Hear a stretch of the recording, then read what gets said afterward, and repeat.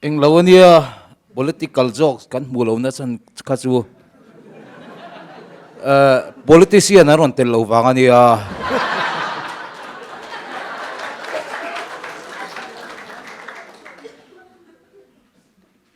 mi fiam thu te kachu awi tia ani fiam thu ve kachu awi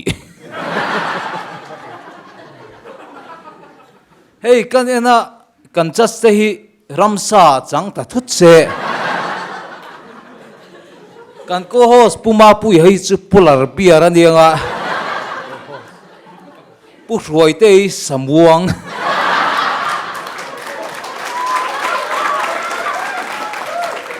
pudara hi zohang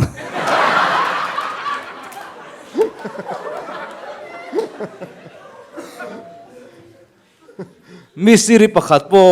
azuchak achiri shal tuka an vengten mystery pontelo mystery andia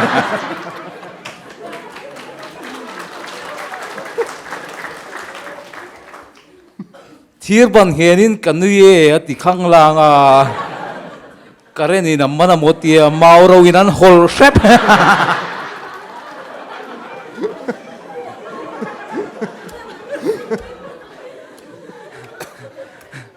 anzai thiam om lo me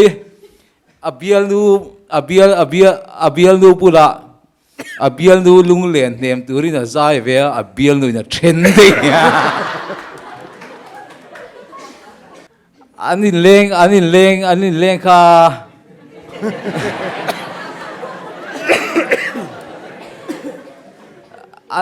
anin len na ai anin len na pa khan ka ti na ni su ka sai tum na ni su ka sai su ni su anin len na anula ri alen na pa anula ri pa khan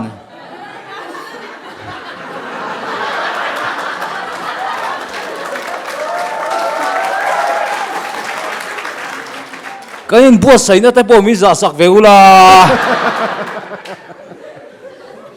anula ri na pa khan poleng sang e sirti kha zo seka ning lu tu khan pol nuai anti ma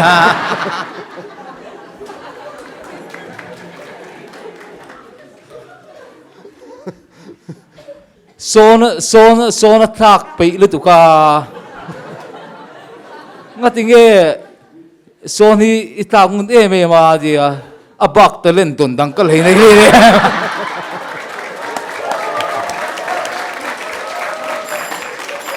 ka ngai tu me ya kan mi zo zai thiam ho po hi an lo that che de uta dia zai na sei sai comedian sa pat po man nei to zo ka